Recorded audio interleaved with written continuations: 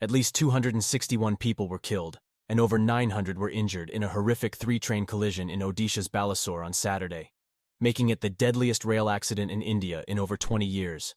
The crash involved the Bengaluru-Howrah Superfast Express, the Shalimar-Chennai Central Coromandel Express, and a goods train.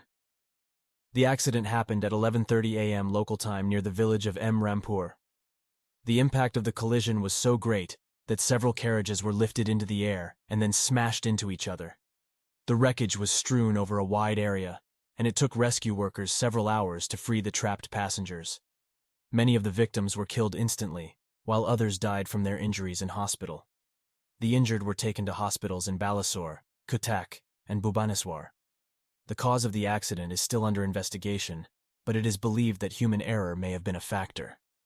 The tracks were clear of any obstructions, and the weather was good at the time of the collision.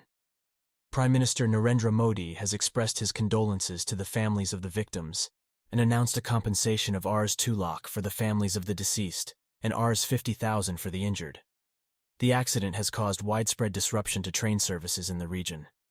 Over 48 trains have been cancelled, 39 diverted, and 10 have been short-terminated. The Indian Railways has set up a helpline for passengers affected by the accident.